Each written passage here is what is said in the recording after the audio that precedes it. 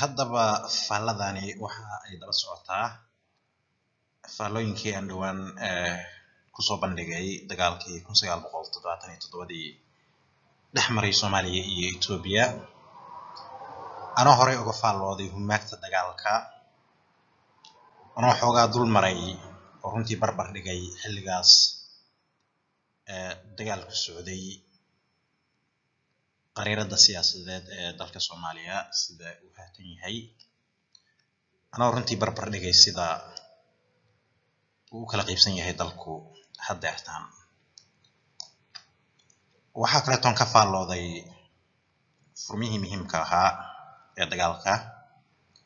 iyo ciidankii hogaaminayay furimahaas magaalooyinka muhiimka ah ee laga qabsaday Itoobiya xilligaas iyo ciidankii hogaaminayay ee qabsaday waxa kale oo ka hadlay agabkii ciidanka ee ay Soomaaliya isticmaalaysay haddaba faalladan waxa aan ku soo bandhigi doonaa kaartadii ciidanka Soomaaliya ay isticmaaleen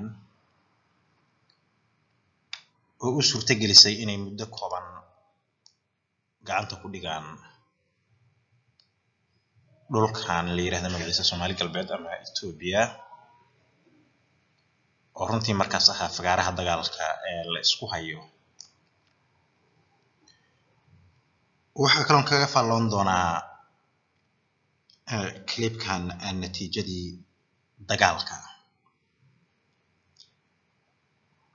waxa kale oo ka hadli doonaa dhaxalkii dagaalka ee runtii janannadii halaabay oo Soomaaliya ka galay taariikh dahab ka galay runtii markay dagaalkan ka qayb qaateen ee ay difaacayeen sharafta iyo karaamada ummadda Soomaaliyeed dhulkaana ay gacanta ku dhigeen isla markaana markii dambe ay noqdeen jananna halaabay oo qorigii u qaatay dalkoodii iyagoo markaas ciidan u ah u adeegaya cadowga dalka Soomaaliya u adeegaya waxaan kaloo faalloon doonaa sida ay arrintaasi u horseeday burburkii Soomaaliya runtii janannadii halaabay oo daliil u ah in burburka Soomaaliya uu ka bilowday xagga sare burburka Soomaaliya wuxuu ka bilowday korka waxaana uu u daadegay hoos oo uu markaas si toos ah saameyn ugu yeeshay shacabkii iyo maatadii iyo dadkii runtii ku waxyeeloobay markay Soomaaliya gashay xilliga dagaalka sokeeye haddaba bal aan ku bilaabay kaartadii ciidanka Soomaaliya maxay ahayd markay ka qayb qaadanayeen dagaalkii 1977 kaartada ciidanka Soomaaliya runtii waa ay sahlanayd kaarta runtii aad iyo aad u sahlan bay ahayd awoodda ciidanka Soomaaliya saddex ayaa loo kala qaybiyay ciidanka koowaad oo ugu awoodda badan waxay ujeedadeedu ahayd inay weeraraan bartamaha furinta oo ku beegan fagaarahan aad arkaysaan waxa ay ku beegnayd bartamaha furinta waxaana weeye meesha uu wajahay ciidankii ugu awoodda badnaa dalka Soomaaliya ciidankaas oo runtii isticmaalayay inta badan dabaabaadkii dagaalka ka qayb qaatay sida diyaaradaha taangiyada iyo artilleriga oo intooda badan taageerayay ciidanka kan si awood aad iyo aad u baaxad weyn loo duldhigo furintan bartamaha ah ujeedada taas laga lahaa ayaa waxay ahayd inay daciif noqdaan garbaha cadowga garabka midigta ee cadowgu sida aad aragtaan halkan ayuu ku sugnaa garabka bidixda ee cadowguna halkan ayuu ku sugnaa furimaha garabka midigta iyo garabka bidixda runtii waxaa labadaas garab ku sugnaa ciidan aad iyo aad u awood badan oo Soomaali ah balse aysan taageeraynin dabaabaadka dagaalka ciidankaas intooda badan waxay u badnaayeen infantry markay kaartada ciidanku waxay ahayd marka cadawga halkan laga maquuniyo in ay ballahan daciif noqdaan sababtoo ah cadawga markii bartamahooda awood aad iyo aad u baaxad weyn la saaro ciidan bay ka keenayaan furimahan garbaha midigta iyo bidixda ayay ciidan ka keenayaan si ay u taakuleeyaan oo ay u wajahaan awoodda ciidan ee bartamaha furinta dagaalka soo wajahday xaqiiqdii taas ayaa dhacday ciidamadii Itoobiya ee difaacayay Dirdhabo iyo Nagayla daciif ayay noqdeen sababtoo xaggan ayaa loo soo ururiyay taasi waxay horseeday in kaartada ciidanka Soomaaliya ay runtii hirgasho ciidankii garabka midigta ka dagaalamayay ee uu hogaaminayay General Garaal waxay gacanta ku dhigeen magaalada Dirdhabo ciidankii furinta bidixda ka dagaalamayay ee uu hogaaminayay Colonel Abdullahi Yusufna waxay gacanta ku dhigeen magaalada Nagayle labadan ciidan saas ay isugu yimaadeen aakhirkii oo halkaas cadawgii waxa lagu sameeyay dhabar jabintaasi markay hirgashay ciidankii halkan ku sugnaa waxa uu waayay taakulayn waxa uu waayay saad waxa uu waayay baasiin waxa uu waayay cid u soo gurmatay sidaas darteed waa is dhiibeen ciidankii bartamaha ka dagaalamayay dhammaantood siday yani u idlaayeen ciidankii bartamaha ka dagaalamayay waa is dhiibeen Dirdhabo Nagaylena waa ay dhaceen wajigii hore ee dagaalka sidaas ayay xaqiiqdii Soomaaliya ku hanatay guusha haddaba natiijadii dagaalku waxa uu noqday Soomaaliya markay hanatay guusha muddo runtii ka yar 2 bilood ay ku soo gabagabaysay dagaalkii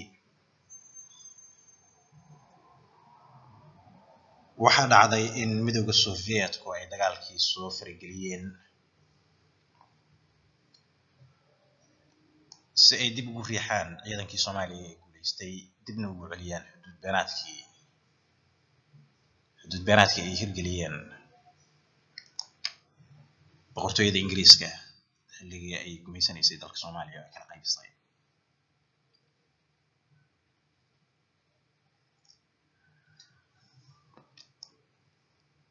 haddaba xilligaas dadka qaar ayaa waxay isweydiiyaan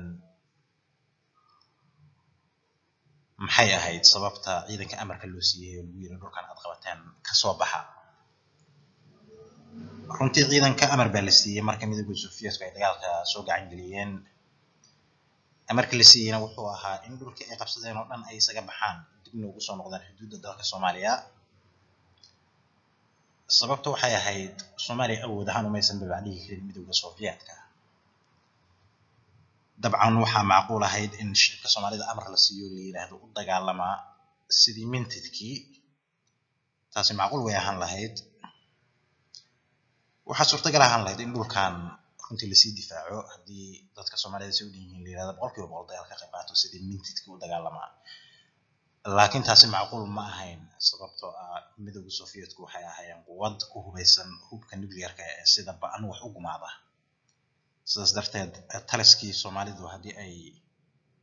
qadariyeen quwadda midowga Sovietka iyo hubkaas ba'an ee ay ku hubeysan yihiin waxay amar siiyeen ciidankii Soomaalida inay dib ugu soo noqdaan xuduudda dalka Soomaaliya dagaalkii sidaas ayuu ku soo afjarmay Itoobiya xuduud beenaadkii waa difaacan weyday balse waxaa difaacay midowga Sovietka ayaa u difaacay xuduudaas beenta ah ee lagu kala qoqobay la dhexdhigay ummadda Soomaaliyeed haddaba muxuu noqday dhaxalkii dagaalka 1977 runtii dagaalka dhexmaray Soomaaliya iyo Itoobiya muhiim weeye 1977 dagaalkaas dhexmaray Soomaaliya iyo Itoobiya muhiim weeye waxa uu muhiim u yahay dagaalkani markii laga gudbo taariikhiyan iyo dadkii iyo ciidankii ku dhintay dagaalkaas muhiimadda uu xambaarsan yahay waxa weeye inuu runtii dagaalkani horseeday burburkii ku yimid Soomaaliyadii xorta ahayd oo aad aragtaan runtii wixii laga dhaxlay in dalkii hadda kala qaybsan yahay.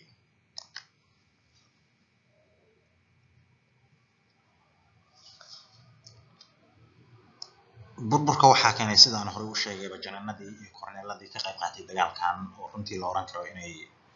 Soomaaliya baaldahaba ka galeen markii ay hogaaminayeen dagaalka kan runtii ahaa dagaal sharaf leh in ay markii dambe u xubsiibteen inay noqdaan janaan halaabay oo u adeega cadowga dalka Soomaaliya runtii askarna u noqday qorigana ku soo jeediyay dalkoodii loo tababaray in ay difaacaan.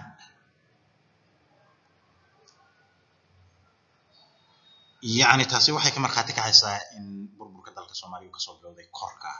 hadii la qadariyo markii dambana uu si toos u saameeyay shacabkii iyo maatadii dagaalkii Soomaaliya dhexmaray ku waxyeeloobay aakhirkii markii ay talisadii hadafkoodii saagaan oo ay markaan noqdeen dadka dhex shaqeeya cadaawad dadkooda ah oo ay dalkooda ku burburinayaan.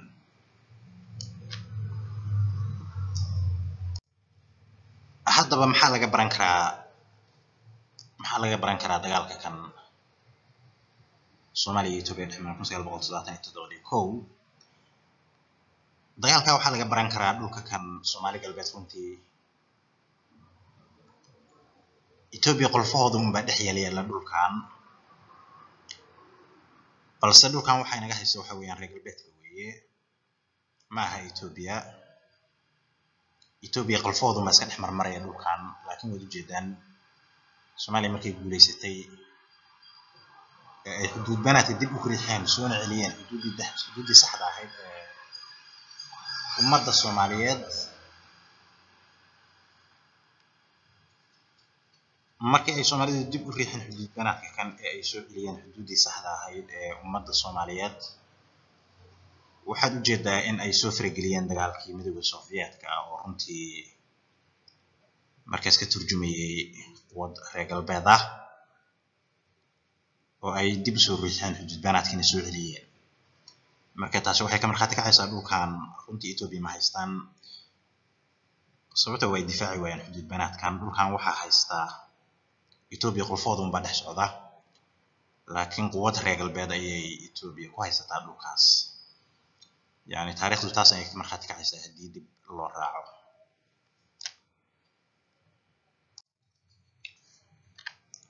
waxa kale oo dagaalka laga dhaxlay sida ku cad qariirada Soomaaliya sida ku cad qariiradii dalka Soomaaliya oo runtii aad iyo aad u kala qaybsan goboladii waqooyiga aad aragtid inay ku dhawaaqeen jamhuuriyadda yiraahdo Somaliland goboladii bariga oo aad aragtid inay ku dhawaaqeen inay yihiin gobol madax bannaan balse ka tirsan Soomaaliya iyo qariiradii inteeda kale sida ay u kala qaybsan yahay dalkii oo aad aragtaan oo ay runtii horseedeen janaanadii halaabay ee ka qayb qaatay dagaalkii Soomaaliya iyo Itoobiya. runtii janaanadii markay halaabeen dadkii ayay kala qaybiyeen burbur ayay abuureen qabyaalad iyo nacayb ayay ummadii kala dhex dhigeen runtii taariikhdii wanaagsaneed ayay ku lahaayeen dalka sida markii ay dhulkan u dagaalamayeen na way caburiyeen taariikhdaas wanaagsan oo waxay ku tilmaameen dagaal dana gaar ah laga leeyahay oo markii horeba lagu khasbay oo aysan diyaar u ahayn in ay galaan ayay يعني ku tilmaameen waxayna ku faraxsan yihiin taariikhda madow ee ay Soomaaliya u horseedeen sida ay ummadda u kala qaybiyeen dalkooda u burburiyeen dhiigooda u daadsheen taariikhdaas madow weeye waxay hadda burburiyaan mar walba aalaba aad iyo aad ay u caburiyaan oo ay u qariyaan mana faafiyaan dagaalkii ka dhacay dagaalkii dhexmaray 1977 Soomaaliya iyo Itoobiya dagaalkii dhexmaray taariikhdaas aad iyo aad ay runtii u caburiyaan janaanadii ka qayb qaatay taas ayaana taas ayaana runtii ka dhigaysa mid aad iyo aad u dhib badan in xog rasmi ah laga helo jiilalka dambe wax lagu baro xoguftii halkan ka dhacday